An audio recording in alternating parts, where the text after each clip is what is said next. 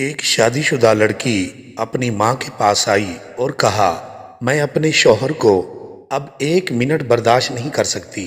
روز روز کے جھگڑوں سے میں تنگ آ گئی ہوں۔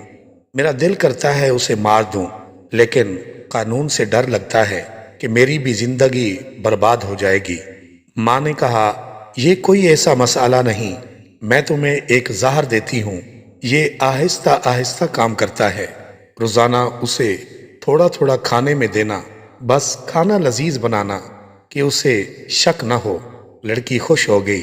ماں نے کہا، لیکن تمہارے گھر روزانہ جھگڑے ہوتے ہیں، سارا خاندان جانتا ہے، تمہاری نہیں بنتی، شک پھر بھی تم پر جائے گا، تو جتنے عرصے میں یہ زہر کام کرے گا تم گھر کا ماحول بدل دو، پیار و محبت سے رہو، گھر میں امن و سکون سے رہو۔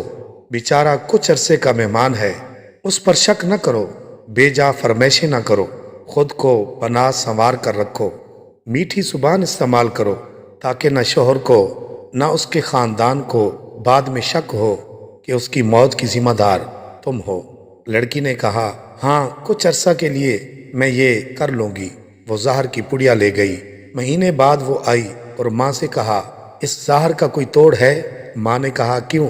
لڑکی نے کہا، میں نے چند دن اسے پابندی سے زہر دیا، لیکن وہ تو بہت بدل گیا، میرا اتنا خیال رکھتا ہے، مجھے اتنی محبت اس نے دی کہ میں شرمندہ ہو گئی، یہ میں کیا کرنے جا رہی ہوں؟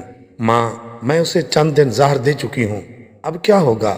ماں نے کہا، کچھ نہیں ہوگا، وہ ہاضمے کا چورن تھا، اس کی زندگی میں زہر تو تم تھی، کسی رشتے میں یہ زہر میاں ہوگا، کسی میں بیوی، لیکن خاندان میں بڑے بزرگ بہرحال ہاضمے کے وہ چورن ہوتے ہیں جو رشتے کی اس ہانڈی کو ذائقہ اور جینے کا سلیقہ دیتے ہیں۔